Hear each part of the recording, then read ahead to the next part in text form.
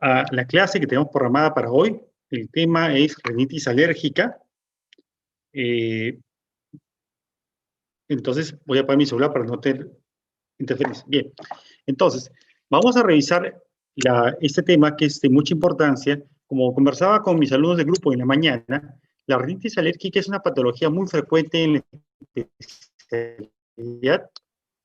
De 10 pacientes que vienen a la consulta, por lo menos un 60-70%, 7 de 10 tienen rinitis alérgica. Son pacientes alérgicos que tienen un factor, ya sea una rinitis asociada a bronquial, o asociada a una conjuntivitis alérgica, o asociada a un tema de dermatitis atópica. Entonces, es una patología muy frecuente que necesito yo explicarles y ustedes, digamos, tener claro la fisiopatología y el manejo.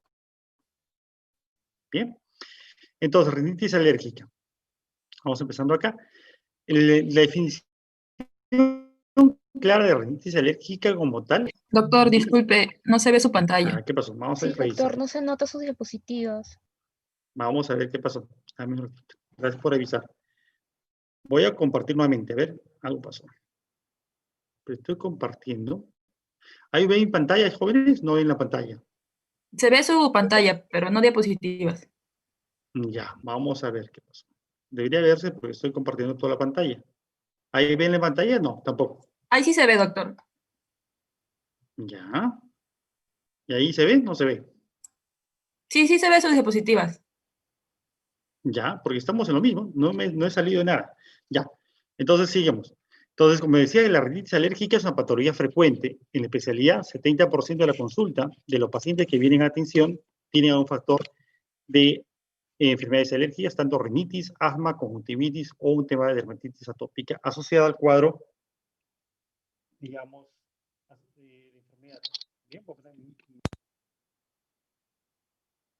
definición de rinitis alérgica. Existen muchas definiciones, pero los consensos internacionales definieron desde el 2007 que la rinitis alérgica es un proceso inflamatorio que va a afectar la mucosa nasal, el órgano blanco, y va a producir una liberación de inmunoglobulina E después de la exposición al alergeno. Entonces, es un proceso inflamatorio mediado por la inmunoglobulina E después de la exposición a un proceso alergénico. Recordemos que la rinitis alérgica es un fenómeno alérgico irritativo tipo 1, anafiláctico, que puede ser de una alergia simple, incluso unos pacientes que tienen una alta sensibilidad pueden hacer un espasmo glótico. Entonces, es un proceso mediado por la inmunoglobulina E. La epidemiología refiere que la población mundial, en todo el mundo, entre un 10 a 25% de la población se ve afectada por esta enfermedad. Recordemos que es más frecuente en climas húmedos, donde hay alta humedad, hay hongos, ácaros, etc., y menos frecuente en ciudades de altura o de clima seco. En promedio es un 25%, pero hay poblaciones que tienen una afectación mucho más alta. La incidencia máxima se sitúa en adolescentes jóvenes y adultos. Población joven empieza en infancia y tiene su pico mayor en los adolescentes. Acá es controvertido y rara antes de los 5 años de edad, pero si hay factores genéticos, es decir, el padre o la madre es alérgica, la alergia nasal suele empezar en los primeros años de vida. La prevalencia es superior en zonas más contaminadas. Habíamos visto que tiene asociación con el medio ambiente, en lugares más húmedos, en lugares donde hay más contaminación, los cuadros de epidemiológicos son más frecuentes en estos pacientes. El impacto, como toda enfermedad, tiene un costo. ¿Cuánto de costo económico para las economías esto va a generar la enfermedad? Es decir, cuántos pacientes pierden horas de trabajo, cuántos niños faltan en el colegio, ¿sí? Haber gastos directos por el costo de atención médica, tratamientos, etc. Entonces, todas las enfermedades actualmente se están evaluando desde un punto de vista gerencial con el impacto económico que genera esta enfermedad. Entonces, una de alta prevalencia, de gasto económico importante para las economías y una prevalencia importante a nivel de todo el mundo. ¿Esta enfermedad va a afectar la calidad de vida de los pacientes? Sí. ¿Qué va a producir? Fatiga, malestar general, pacientes duermen poco, tienen irritabilidad, van a tener cansancio, alteración de concentración, alteración de conducta de aprendizaje en niños, porque esta enfermedad va a producir una hipoxigenación, un mal de sueño, mal descansar en la noche, con una hipoxigenación y trastornos consecuentes. ¿Bien? Si ahora vamos un poquito más adentro, si sabemos que el órgano blanco del cuadro de la rinitis alérgica es la mucosa nasal, vemos cómo está conformada la mucosa nasal. Sabemos que la mucosa nasal es un epitelio, primero, es pseudoestratificado, es decir, se insinúa que tiene varias capas, pero es una sola capa de células con diferente tamaño, son cilíndricas, tiene cilios, que tienen un sistema de barrido, se llama el movimiento mucociliar, que ayuda a limpiar las cavidades nasales, senos nasales, etcétera. Tiene glándulas caliciformes que producen las mucosas, entonces es un epitelio que tiene ciertas características. Cuando hay una mucosa normal, como vemos acá en esta imagen, el sistema funciona perfectamente.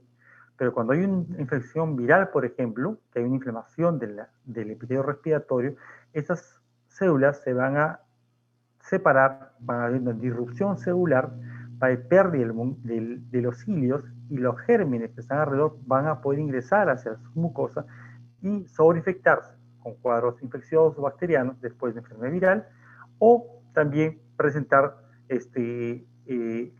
unas reacciones alérgicas mucho más marcadas, secundarias a un proceso gripal. Muchas veces dice, doctor, me resfrié, tuve una gripe fuerte, pero me duró mucho tiempo, meses o 2 semanas. ¿Por qué? Empezó una gripe sencilla y el paciente está expuesto a alergenos y sensibles, los síntomas de alergia se van a exacerbar. Entonces, es muy importante evaluar la integridad de la mucosa nasal en estos pacientes.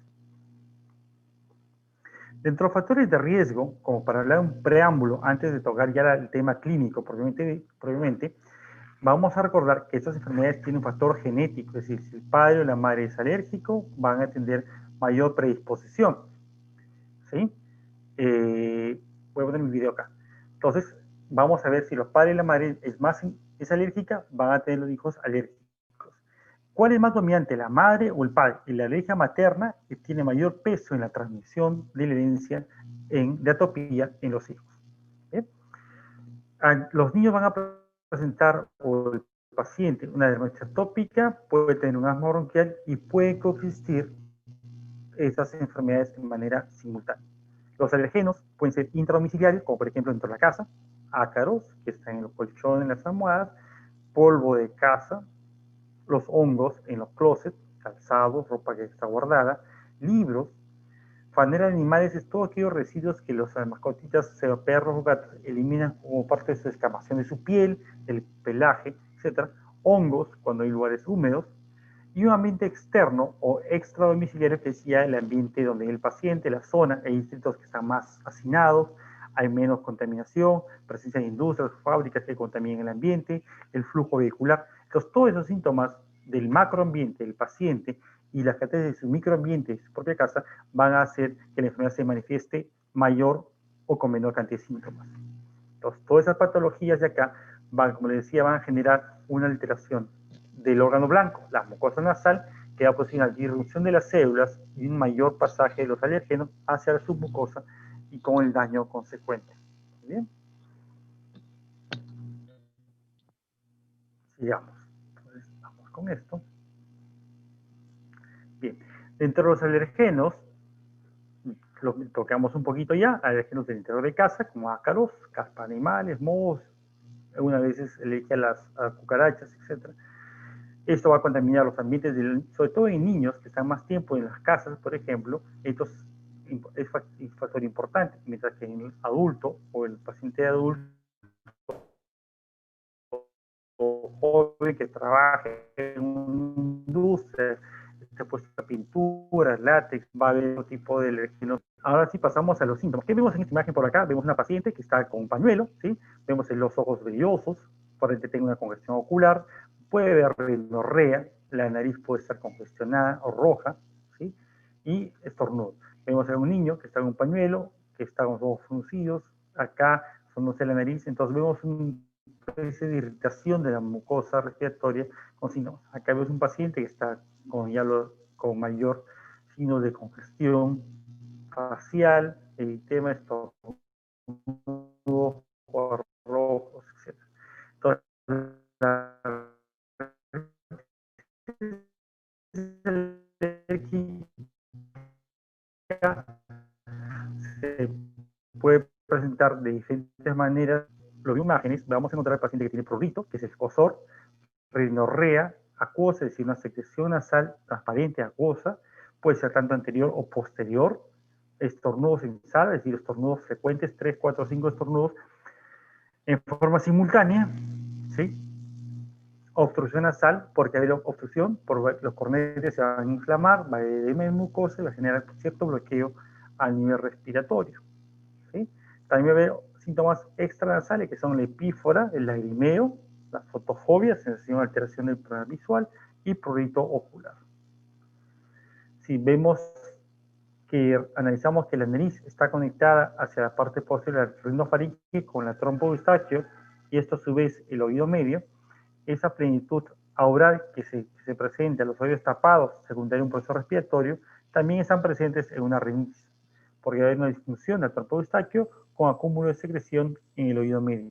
Todo esto va a conllevar a los síntomas del paciente.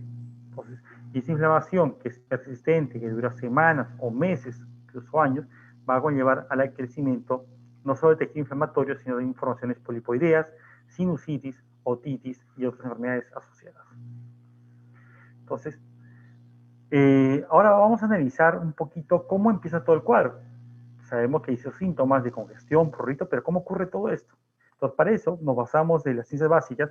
Vamos a analizar un poquito cómo es la fisiología, la fisiopatología del proceso alérgico, y vamos a ver que en estos cuadros que son mediados por inmunoglobulina E, son patologías en las cuales existe una sustancia importante que es la histamina.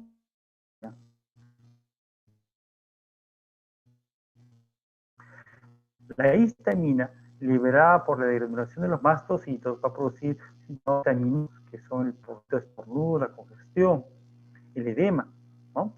Entonces se van a liberar mediadores, no solamente. Esto se libera en unos minutos o algunos segundos después de exposición de un alérgeno. Primero va a ver la sensibilización. Yo me sensibilizo a una sustancia y en la segunda vez que yo me exponga voy a presentar síntomas, porque la primera vez uno se sensibiliza, ¿qué ocurre? Ocurre con un anticuerpo. El anticuerpo que se llama IgE. Ese anticuerpo IgE va a estar sobre el mastocito y ante una segunda exposición del antígeno que se va a unir al anticuerpo, va a generar la llave para que se degranule todo el sistema y la cascada inflamatoria y empiece a ver los síntomas.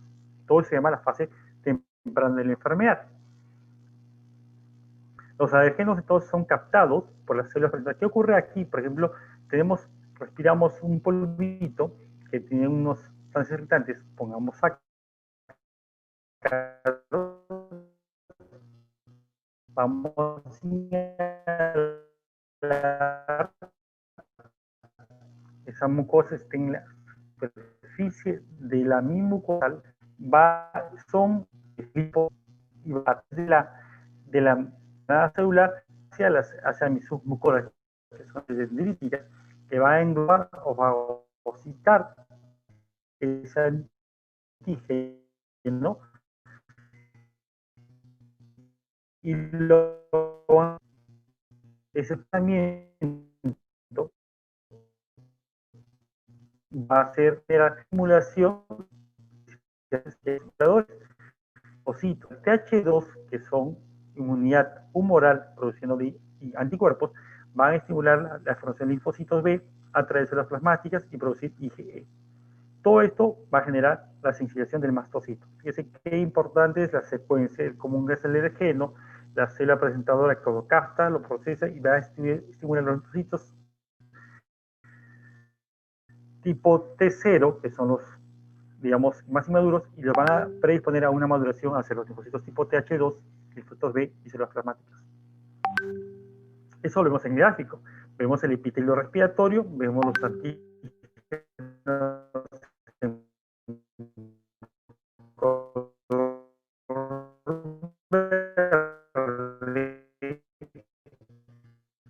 y vamos a ver que después de un proceso estos ya tienen ese amarillito que ven acá, como una Y, son los genos IgE que ya están sensibilizados. Este mastocito va a ocurrir una degranulación. Se degranula y va a liberar gránulos de histamina prostaglandina, enzimas triptasas, leucotrienos, y todo esto va a generar una exudación, vasodilatación celular,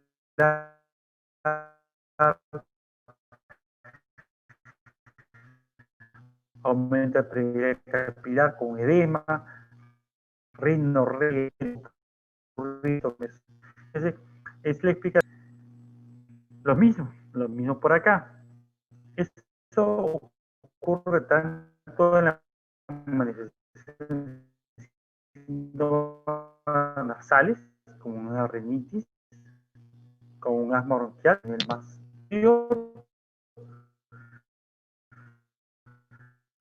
o del la interleuquina más importante es la interleuquina 4, la transformación de los Th2 en linfocitos, interleuquina 4 y la 13 principalmente.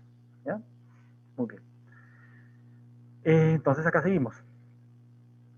Después, si el proceso viene siendo crónico, es decir, el paciente tiene un trabajo en una fábrica de pinturas y está expuesto a ciertos irritantes frecuentes y la recurrencia y la exposición es constante, va a haber una fase tardía en la cual ya no sale de estornudo y congestión, va a haber más edema y más inflamación y la enfermedad se va a perpetuar, entre comillas, con una inflamación más marcada. ¿Quiénes participan ahí? Interleuquina 13, 13, 4, 5, 6, algunas moléculas proteicas también, quimioquinas, factor de necrosis tumoral, factor de granulación de mastocitos, monocitos, moléculas de adhesión, que viene a ver ya otro tipo de ver más infiltrado inflamatorio con una perpetuidad o, digamos, mayor aceleración de síntomas inflamatorios y edema en el paciente. Entonces, cuando es crónico el proceso, ya no solamente va a intervenir el eosinófilo, sino va a haber otro tipo de reacción inflamatoria, como son los basófilos, los linfocitos macrófagos, y va a haber una mayor edema celular y inflamación, y va a haber una mayor obstrucción. Al inicio son estornudos, rinorrea, pero cuando se hace crónico, ¿qué va a haber? Edema de cornetes, no puedo respirar, me bloquea la nariz, formación de tejidos polipoideos, también por inflamación. Entonces, eso ya es los síntomas de una cronicidad de la enfermedad. La recurrencia, ¿sí? Existen ciertos marcadores que son como receptores que están en el endotelio, en unos vasos que van a responder a este fenómeno inflamatorio, son las selectinas, moléculas de adhesión para la extracción de células inflamatorias y todo un complejo de, digamos, de procesos que va a conllevar al fin de generar el proceso inflamatorio en la mucosa respiratoria.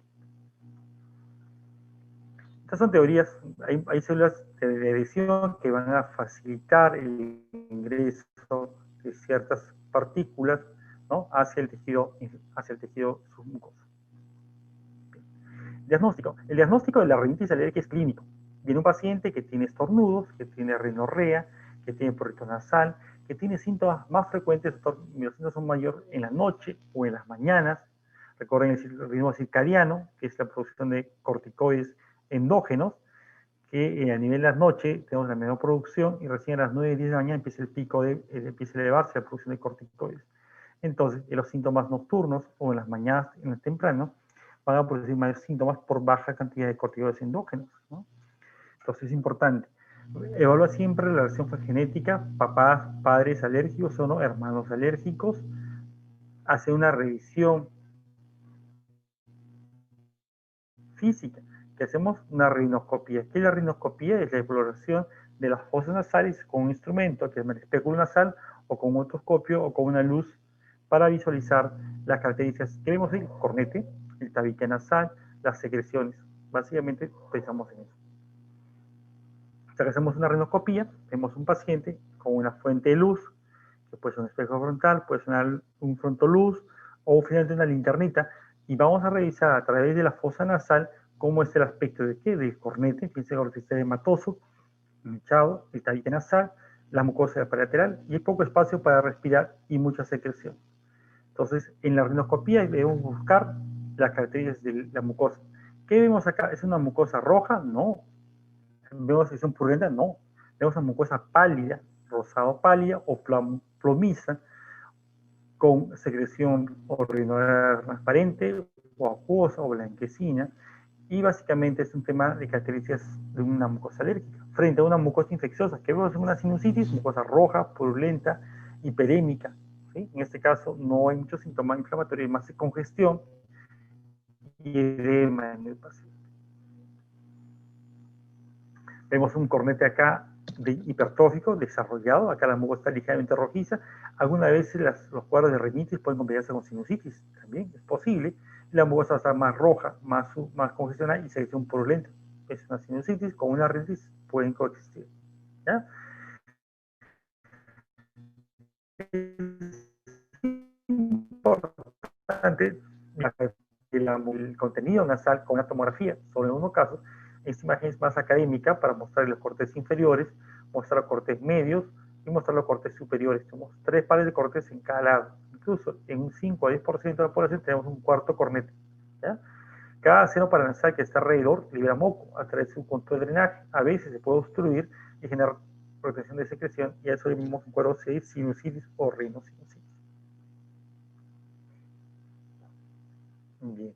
Entonces, una vez que tenemos el paciente, que hemos hecho el diagnóstico por la calidad de síntomas que tiene el paciente, hemos realizado una rinoscopía para hablar de características de su mucosa nasal, vamos a poder clasificar el diagnóstico de rinitis alérgica. Ya tengo el diagnóstico de rinitis alérgica, pero voy a saber cómo es el cuadro. El cuadro puede ser intermitente, si dura pocos días, menos de 4 días por semana, es un paciente que tiene cuadro de alergia nasal en forma intermitente, pero pocos días, menos de 4 semanas continuas.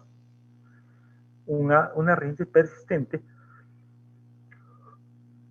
cuando la enfermedad dura más de 4 días y el paciente dice todos los días, toda la semana estoy congestionado, o todo el mes, todos los meses de frío, doctor, dice abril, mayo, junio, julio, son mis peores meses, duermo un poco, me da la nariz, tomo pastillas y no me pasa mucho, y eso tengo años. Es un cuadro crónico, es un tema persistente, entonces es importante clasificar en intermitente o persistente para de acuerdo a eso dar el tratamiento en el paciente. Ahora, referente a la cantidad de los síntomas, vamos a ver si es un leve, cuando el sueño es normal del paciente, cuando no tiene alteraciones o actividades, es decir, trabaja sin problema, hace deporte, tiene un desarrollo normal en cuanto a su desenvolvimiento dentro de casa y en el trabajo. Es decir, sus síntomas son poco molestos. Pero mías, el paciente se acostumbró y son leves. Pero hay pacientes que tienen cuadros más severos, que cuando no duermen bien, tienen ronquidos, tienen dificultad para respirar, tienen rinorrea, dolor de cabeza, y a veces generan pérdida de trabajo o licencias. Esos cuadros son pacientes que tienen cuadros severos. De acuerdo a este tipo de cuadro, podemos dar un tratamiento más suave o más intenso, de acuerdo a la cantidad de síntomas que tiene el paciente y la severidad. El paciente puede empezar un cuadro severo al inicio y al mes estar casi controlado, pasar un cuadro leve y se va reacomodando. O se reinfecta con un tema viral o algo y puede tener un cuadro moderado ese mes. Entonces es variable y hay que dar tratamiento de acuerdo a la clasificación del paciente y los síntomas que tenga en ese momento. También es importante hacer unas pruebas, sean pruebas de laboratorio para confirmar la enfermedad. Es decir, ¿cómo confirmo que es un paciente? ¿Y cuáles son mis diagnósticos diferenciales? Entonces, dentro de una rinitis alérgica que tiene inflamación de cornetes, hay una patología que se llama rinitis vasomotora, que también cursa con rinorrea, con obstrucción nasal, pero no es mediada por inmunoglobulina E. Entonces, ¿cómo puedo yo confirmar que si mi enfermedad es una rinitis alérgica, aparte de la clínica, voy a pasar a los exámenes de laboratorio y voy a hacer un dosaje de esta sustancia muy importante que se llama la IgE sérica, que es una inmunoglobulina que se saca en una prueba en sangre y me da un valor. El valor normalmente de este valor, este examen es entre 0 y 200, menos de 200, si es más de 200, el resultado está positivo. Hay pacientes que tienen una IgE en 1200, 800, entonces de acuerdo a ese nivel uno más o menos puede saber el nivel de alergia que tiene el paciente. Bien, ahora no solo me voy a estar contento de saber este paciente tiene IgE positiva, porque los cuadros, digo, enteroparasitosis también pueden dar IgE. Hay que hacer pruebas más específicas y esas son las pruebas de panel alérgico. Puedo hacer un panel alérgico específicamente para saber si el paciente su IgE es alérgico al ácaro, a los mohos, al pelo del perro, gato, polvo casero, hongos, etc. Hay como ya fórmulas en tiras en laboratorio que uno hace un estudio y puede saber en qué nivel se encuentra digamos, cada IG dirigida específicamente a cada alergeno. Entonces podemos hacer pruebas más específicas. Eso está todo en laboratorio. ¿Ya? Ese estudio se hace a través de pruebas de IFI, que es inmunofluorescencia indirecta, puede hacer estudios enzimáticos como ELISA, para determinar el IgE específica a cada alergeno. También hay una prueba que no se hace muy seguido, que se llama las pruebas cutáneas, que es la prueba de prick test. Esas pruebas cutáneas son pruebas en las cuales el paciente se le va a inocular pequeñas cantidades de los alérgenos en su antebrazo por lo general y se espera un tiempo en el cual debe haber una reacción alérgica. Pues, como les explicaba hace un momento que hay una reacción erimatosa mediada por histamina, si yo me inoculo acá una sustancia que se llama ácaros y soy alérgico a los ácaros, mi piel va a desgranular mastocitos y se va a formar un abón, un eritema. Entonces, las pruebas cutáneas buscan en forma directa qué sustancias, al no ser inoculadas al paciente, va a generar un proceso inflamatorio. Se llaman las pruebas de prick test, que normalmente lo hacen los alergólogos. Recuerden que estos pacientes con prick test pueden desarrollar un shock anafiláctico, con cuadros muy severos, y siempre se hacen en un consultorio que tenga algún tipo de apoyo ventilatorio, porque pueden presentar una reacción alérgica a algunos pacientes. No es muy frecuente, pero sí hay que tener en consideración de que pueden tener cuadros alérgicos. La citología nasal.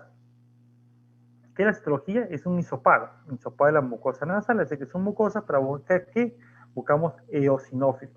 Si hay eosinófilos, punto, un tema más alérgico que a otros cuadros, rinofaringitis o rinitis vasomotora.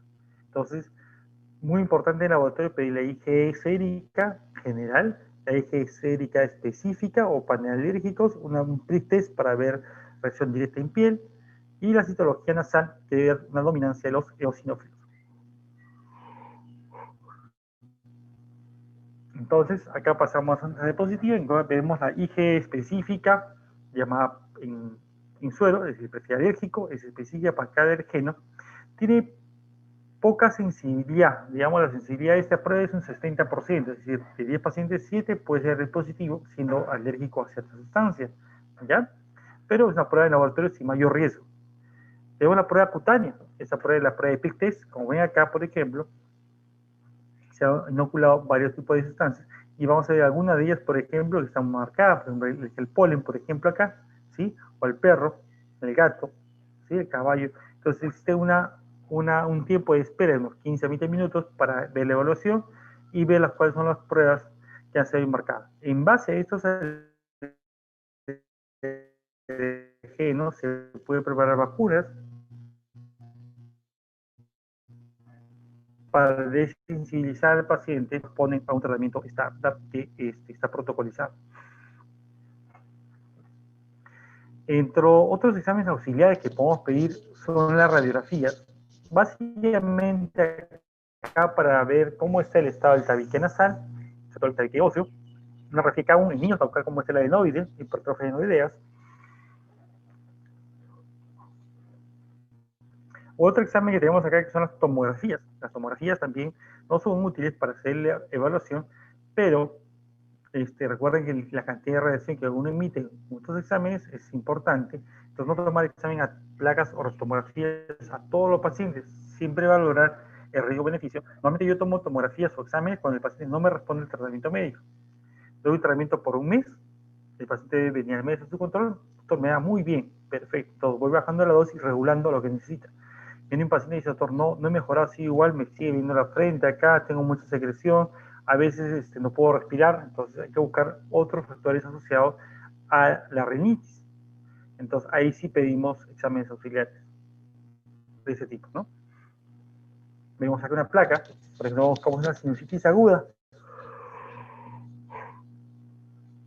Vemos esta imagen que está por acá, vemos el tabique nasal, los cornetes un poco crecidos, el seno maxilar del lado izquierdo, los frontales, ¿ya? Y vemos en este seno del lado derecho acá un imagen hidroaéreo, que es estas fichitas, que vemos secreción en el seno maxilar del lado derecho. Es otra imagen, también el seno paranasal, la paragia Cadwell, en el cual vemos los cornetes, el tabique, vemos el maxilar que están limpios, es otro paciente. Y otro paciente acá, de lateral, en el cual vemos el seno maxilar en perfil, el frontal, la silla turca, y vemos la nasofaringe, ¿cómo está? Acá podemos buscar si tiene o no adenoides en esta posición. Entonces, dentro del estudio radiológico, cuando pedimos radiografías senos paranasales, nos informan 3 placas, la Caldwell, la Batter y la Hirsch. Con esas 3 placas evaluamos la parte nasosinusal con precisión. Las tomografías solo las hacemos cuando el paciente tiene una sospecha de que hay una complicación. Una celulitis orbitaria, por ejemplo, no esta complicación, va a haber un absceso a ese nivel que está acá, secundario a una desmoiditis, o una tumoración unilateral del seno afectado. También es una indicación para hacer una tomografía y evaluar por qué tiene las otras patologías asociadas. Entonces aquí vemos, por ejemplo, es una endoscopía nasal. Y miren, ¿qué vemos aquí? Vemos que esta tabique nasal, la fosa nasal derecha, es la válvula nasal, que es el ángulo entre la pared y la pared lateral. Vemos el cornete que está acá medio pálido. ¿Sí?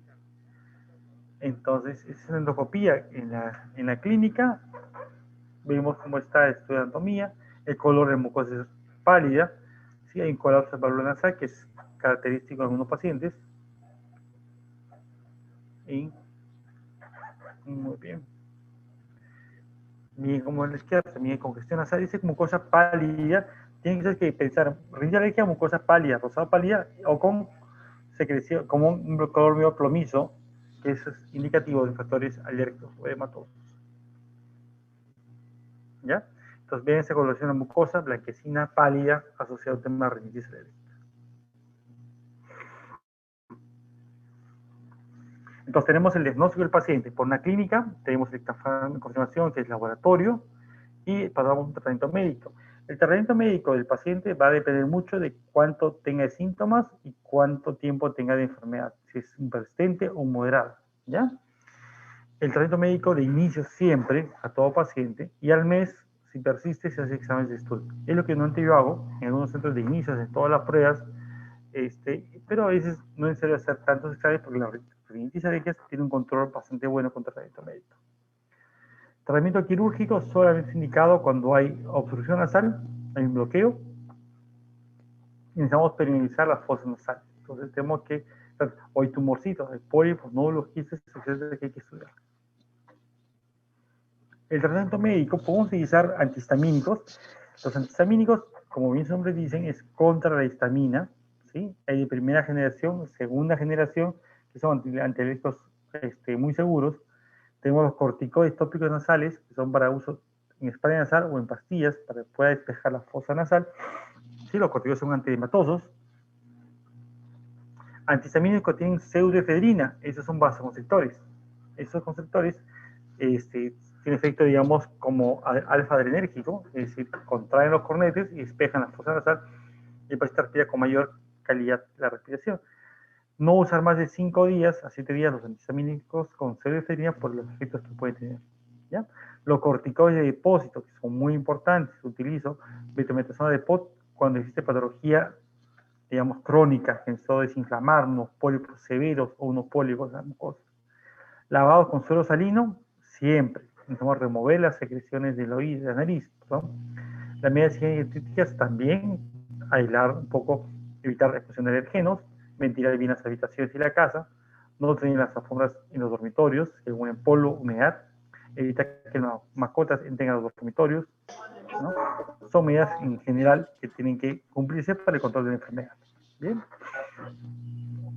Entonces, como le mostré hace un momento, el ARIA, que es una empresa, es un comité internacional que ayuda y regula las enfermedades alérgicas. Acá tenemos la rinitis, que es intermitente, leve, una moderada severa intermitente, una leve persistente y una severa persistente. Entonces, si yo tengo un paciente que tiene un intermitente leve, ¿qué voy a usar? Voy a usar antihistamínicos, ¿cierto? No sedativos, ¿ya?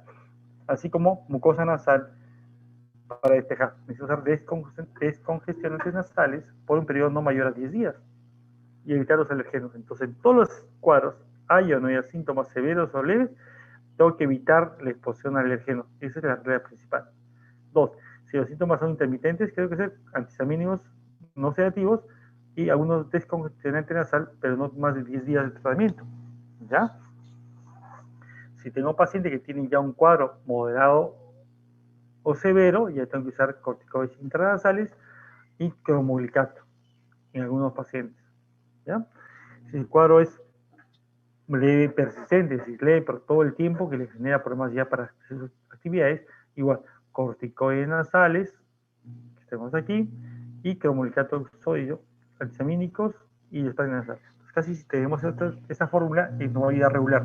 Un paciente puede empezar un cuadro severo y al mes pasar un cuadro leve, porque el cuadro estamos más compensado. ¿Bien? No son rígidos, estas clasificaciones se deben aplicar en cada consulta que pase el paciente. ¿Cuál es el síntoma más molesto en la rinitis alérgica? La congestión. En encuestas tenemos aquí la congestión. Entonces, ¿quién controla mejor la congestión? ¿Sí? Vamos a ver entonces los antihistamínicos. Entonces, tenemos que usar antihistamínicos para mejorar los síntomas de congestión nasal o tupidez nasal, que se conoce comúnmente, ¿no? Los moderados, rinorrea severa, moderada severa, prurito, estornudos repetitivos, etc. Recuerda que el síntoma más molesto es la congestión. De acuerdo a los síntomas del paciente, que si tiene rinorrea, en este caso, tiene obstrucción nasal, tiene estornudo o tiene un prurito, hay que analizar cómo funciona cada uno de los antihistamínicos, los tratamientos. Los antihistamínicos bloquean la histamina y van a producir pruritos, sí, el estornudo también. La rinorrea también mejoran en algo, pero no mejoran la obstrucción. Cuando usamos esteroides nasales, que son corticoides, mejoran todos los niveles y en el nivel del estornudo también en una función.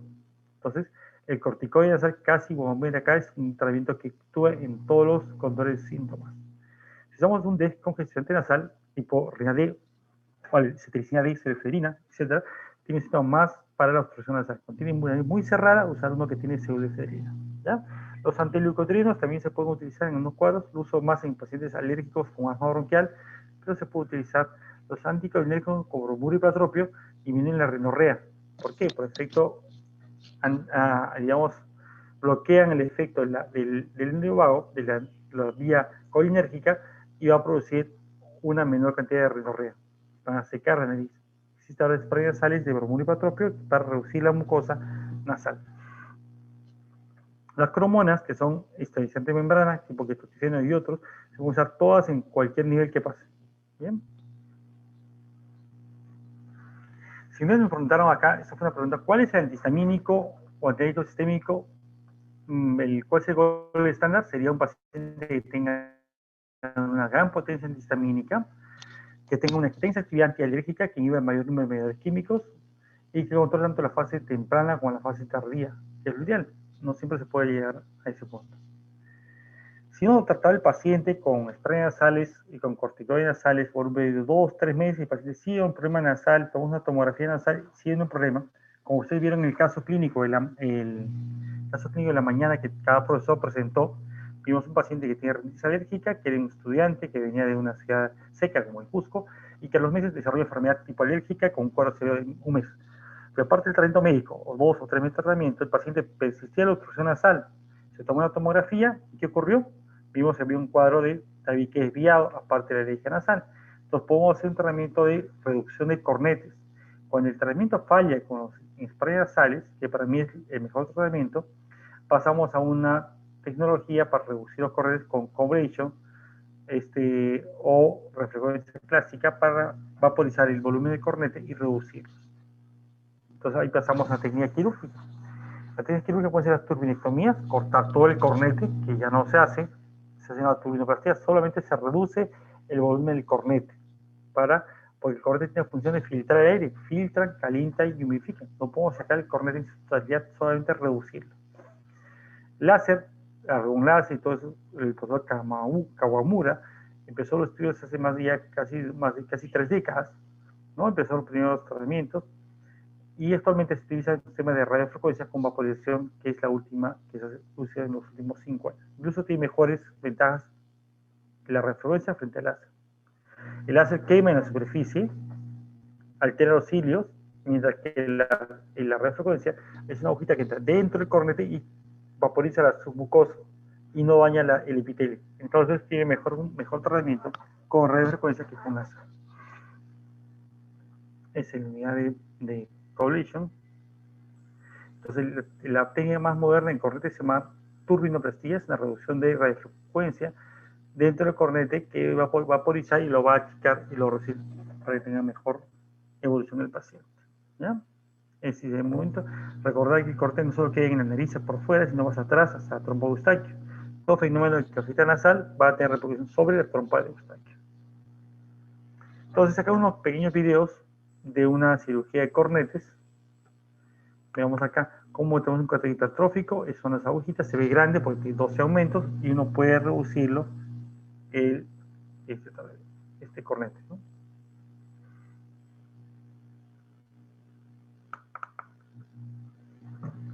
Vamos a ver que me está corriendo, pero igual voy a ver si después paso el videito por separado, ¿ya? Muy bien. Pero la última chance de entrar a unos más acá. Entonces yo como torrino tengo acá una serie de información. Aquí. Este ya lo vimos. ¿Sí? La rinoscopía. Ya, vamos a hacer así este videito para acá, para ustedes.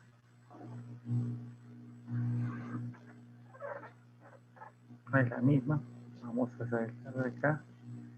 Y vamos entonces a entrar acá a mis datos. Aquí. Entonces tenemos acá mucha evolución, tenemos acá pólipos, poliposis, patroconales, pseudoplastías, etcétera. Enfocado en pólipos.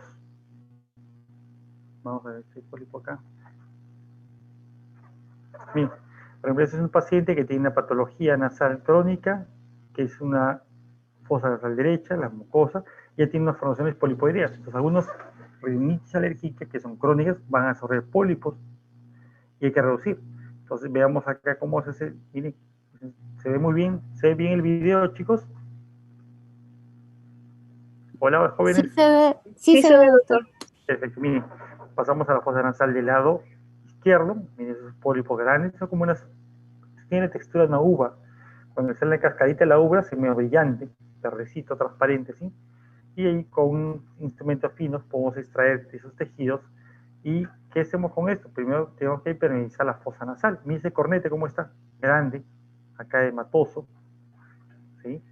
Entonces, después de reducir, ya sea el tratamiento para sinusitis, sea los pólipos, tenemos que reducir los cornetes también para evitar que esto recidive y crezca. Estos son los cornetes medios, la mucosita, se va retirando un poco más, y el otro lado también tenemos que retirar esos tejidos. Y por ejemplo, que estamos usando un aparatito que se llama microvidador, ¿ven? Este microvidador corta y aspira. En la fosa nasal de la derecha hicimos con pinzas de tracción y corte. En este lado estamos usando un aparato que succiona y va comiendo esos pólipos, que fíjense que el pólipo es un edema, ni sangra mucho el pólipo, porque es un tejido inflamatorio edematoso. Entonces estamos haciendo una reducción de los pólipos consistentes, ¿no? Vamos a usar un poquito más el videito para ver cómo se manejan los cornetes después de eso, ¿ya? Vamos a avanzar un poquito, son todos los pólipos todavía, y vamos sacando cada partecita, se va retirando de la patología. Acá estamos revisando los senos paranasales. Recuerden que los senos paranasales, cuando están bloqueados, no tienen secreción y se pueden infectar. Si los pólipos o cornetes muy grandes, van a esto también a asociar o predisponer a hacer una sinusitis. ¿Sí? Vamos a ver aquí, y ahí, ¿no? Entonces tenemos que ir reduciendo cada partecita de la nariz y mejorando la estructura. Vamos a buscar otras imágenes. Vamos a ver acá nuevamente. Vamos a buscar acá cornetes, turbinoplastías. Con radiofrecuencia, por ejemplo acá, ¿no? Vamos viendo aquí. Vamos a ver este que está aquí. Veamos acá. Mire, es una fosa nasal bien grande. Fíjense, una mucosa pálida. Este es el cornete, esa fosa nasal izquierda. Tenemos el tabique nasal.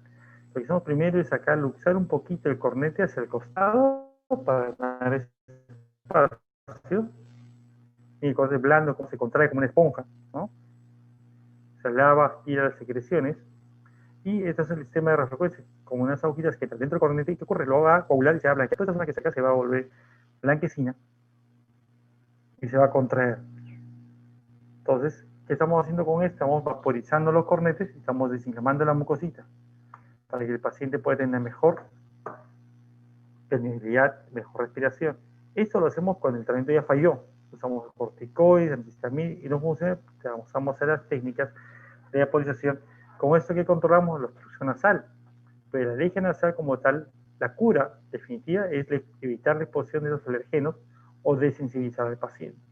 Entonces acá estamos mejorando la obstrucción nasal, el paciente respira mejor, pero el tema alérgico va a seguir con la predisposición y hay que evitar la exposición de alergenos o desensibilizar si el cuadro fuera muy, muy severo, ¿no?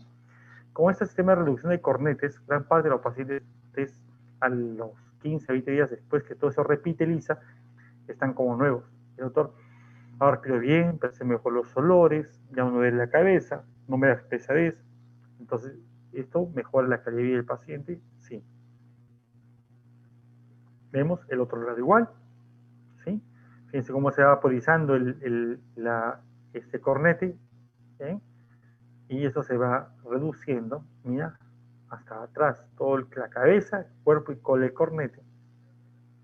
Y el paciente con eso va a tener una mejor respiración y va a tener una mejor calidad de sueño, de actividad, reparo, etc. ¿Sí? Muy bonito, son videos editados ya. Y acá se ve la trompa de Eustaquio, qué bonito se ve ustedes. Pocos tal vez han visto la trompa de Eustaquio, vamos a mostrarle un poquito más. A ver, estamos en el cornetito y si voy hacia atrás, ahí miren. Bien chicos, este es el tubarico, es el cabo nasofaringeo, el tabique nasal, corte inferior está acá, corte superior está medio aquí, y atrás tenemos este rodete, es como una C, algo así, ¿sí? Y ese rodete, y adentro está la trompa de Eustaquio, aquí el canal, y este conducto comunica el rinofaringe con el oído medio. Una patología nasal, tipo rinitis alérgica, puede conducir a un bloqueo de la trompa de Eustaquio y producir un problema de otitis media serosa. Si yo trato solo el oído y no trato la nariz, voy a repetir el cuadro. Entonces, sí, siempre apuntar cuál es la que está generando la causa en el paciente, la patología. Tratar la causa que desencadena los síntomas. Eso es muy importante. ¿Bien? Tengo un paciente hace poco, pero un paciente que tenía una operación de tabique corriente hace mucho tiempo, después tuvo un sangrado nasal y cauterizaron, hacía toda la mucosa sin cuidado. ¿Qué ocurrió? Se pegó el cornete al tabique, hicieron brillas y adherencias y se cerró todo. Liberé las adherencias, todas las adherencias, incluso al llegar al cabo no tenía trompa de Eustaquio, todo era un tejido fibroso.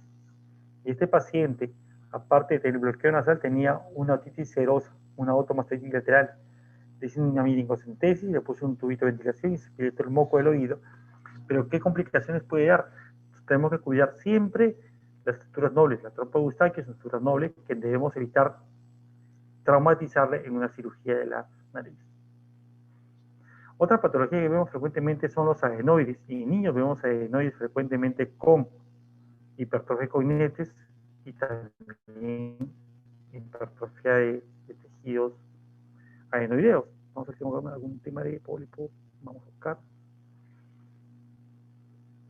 Creo que para el no de adenoides, déjenme chequear. Acá está preparado ustedes cetoplastía, mucormicosis.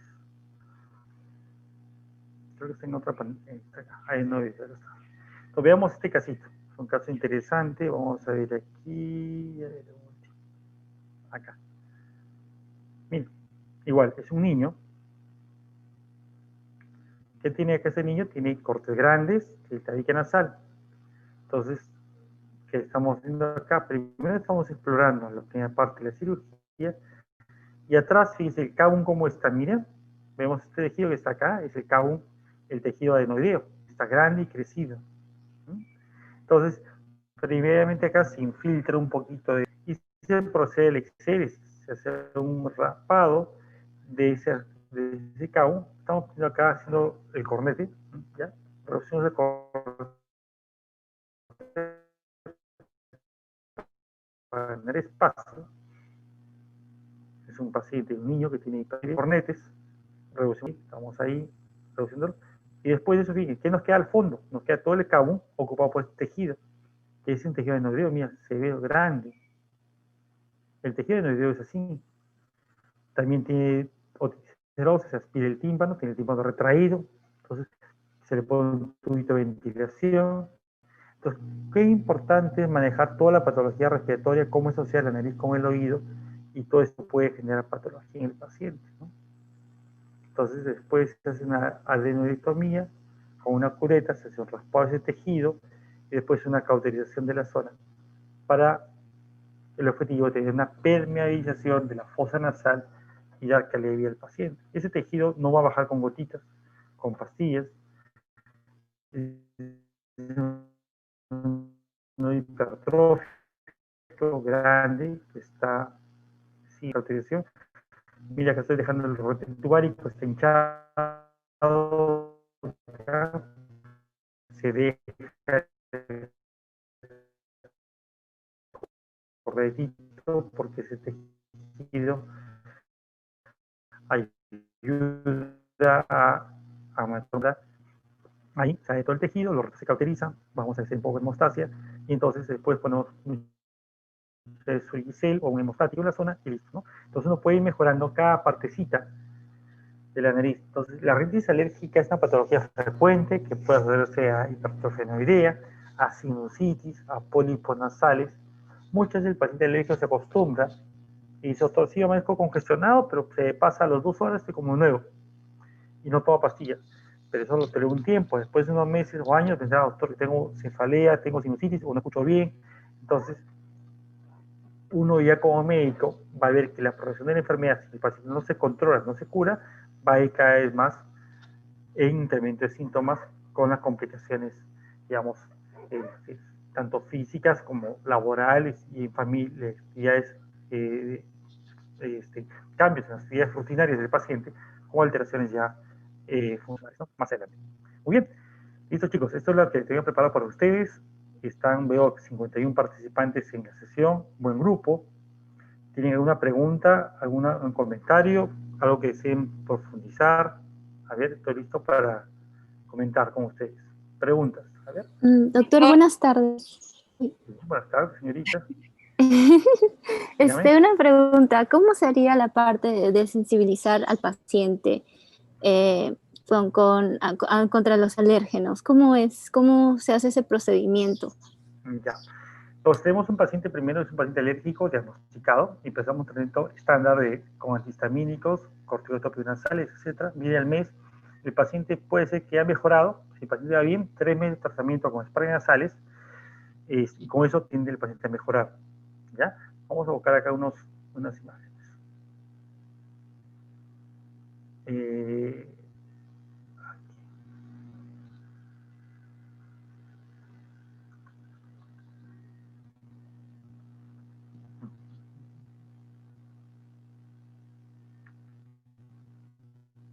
Ya. Entonces, por ejemplo, que tenemos unas imágenes corticohipertróficos. Entonces, el tratamiento para eso de inicio es usar spray nasales, ¿ya? Tipo cormometasona, fluticasona, para reducir los cornetes. Digamos que 3/4 partes de los pacientes que usan tratamiento médico, el tratamiento es excelente. El paciente el primer mes va mejor, segundo mes mejor, tercer mes perfecto. ¿Qué buscamos con los sprays nasales? Que la mucosa del cornete que está crecido se atrofie, se reduzca. Ya muy bien. Entonces, pero tenemos un paciente que es de tratamiento de mejora muy lenta. Usamos 3 meses, el paciente mejora muy poco, doctor, no respiro todavía, tengo molestias ahí. Entonces, estos pacientes se hacen todo el estudio completo, tomografía para si hay sinusitis, pólipos, se hace un estudio de adenoides en niños, se hace pruebas de perfil alérgico y se encuentran alergenos ahí. Entonces, cuando el cuadro es muy severo y los tratamientos no funcionan, tenemos que penalizar la fosa nasal y ahí sí pasamos a la cirugía, a la reducción de cornetes. Manejamos cornetes y reducimos el volumen y mejoramos la respiración. Si a pesar de eso el paciente no mejora con el tratamiento, o sea, mejora la respiración, mejora la obstrucción, pero siempre tiene estornudos, me pica mucho la nariz, etc., ¿no? Después del tratamiento que uno hizo, la reducción de los cornetes y todo el tejido, entonces pasamos a la inmunoterapia. ¿Qué hacemos ahí? Hacemos unas pruebas, le enviamos al paciente un alergista para que el alergista haga el estudio,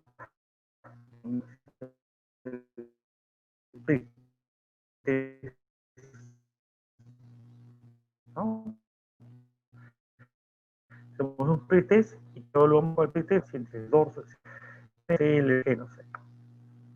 Entonces, cada unos frasquitos, que es los pacientes que sean muy alérgicos al tratamiento médico, no respondan al y sigan con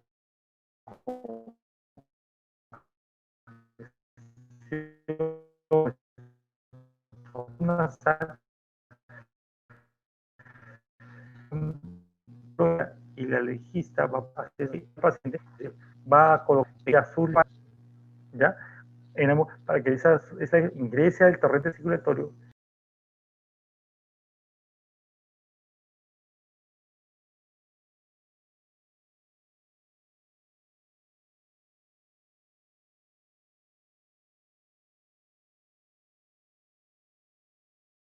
Una tipo IgG o IgM y captar el alergeno.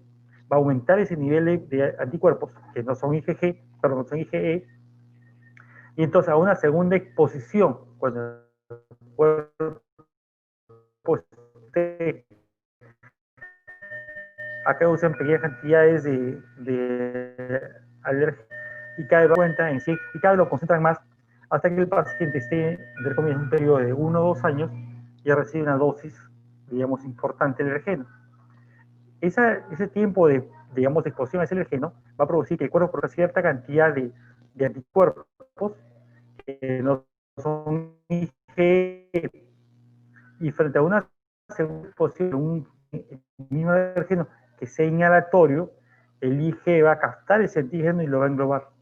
Y no va a dar tiempo a que el IgE se estimule, sino va a ser una estimulación a través de la producción de otro tipo de anticuerpos. Entonces, la inmunodeficiencia busca que ya síntomas de no por ser sensibilidad para cada tipo de alergeno, sea un alergeno, que sea las inmunoterapias se dejan para pacientes alérgicos a 1 o 2 alergenos, pero son múltiples, son 2 o 3 alergenos en simultáneo, entonces los periodos de sensibilización pueden ser un poco más prolongados y no siempre son muy eficaces.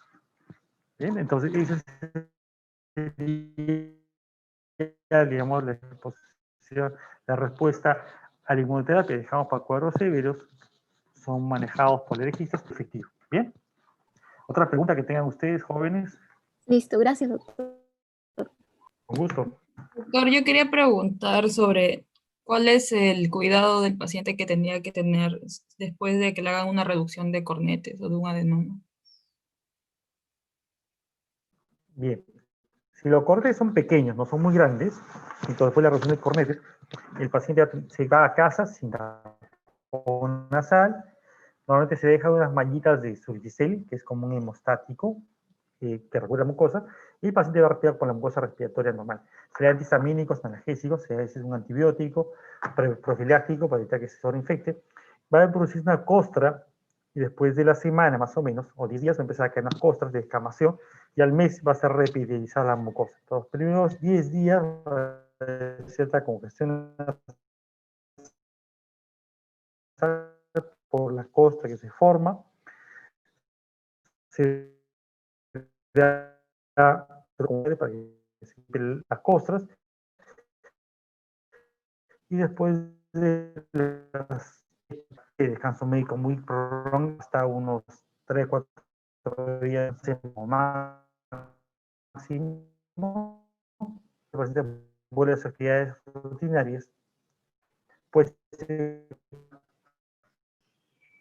puede ser con manera muy grave, en un tópico de procedimientos, y el resultado es muy similar.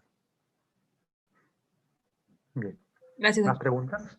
Sí, sí, señorita. ¿Más preguntas? ¿Sí? Chicos, Es un tema muy bonito, el tema de la alergia nasal de rinitis es un tema que es algo que les va a tocar siempre en todas las consultas, la especialidad que tengan ustedes, sean cardiólogos, sean neumólogos, sean internistas. Entonces, es una patología que hay que tenerlo en cuenta, el manejo es casi protocolizado y entonces está bastante claro. ¿Ya? Entonces, chicos, ya es la 1, si no hay más preguntas, ¿algo más? Listo. Que tengan un buen fin de semana, ¿ya? Muy buen fin de semana, chicos. Que han pasado una feliz Navidad. Ya están a punto de terminar este ciclo. Entonces, desearles siempre todo lo mejor para el próximo año. Pónganle mucho empeño a sus actividades. ¿Bien? Ya nos estamos viendo en otro momento. Que tengan buen día. Adiós. Gracias, Gracias, doctor. doctor. Feliz año. Gracias. Feliz año también, jóvenes. A todos. Adiós. Feliz año.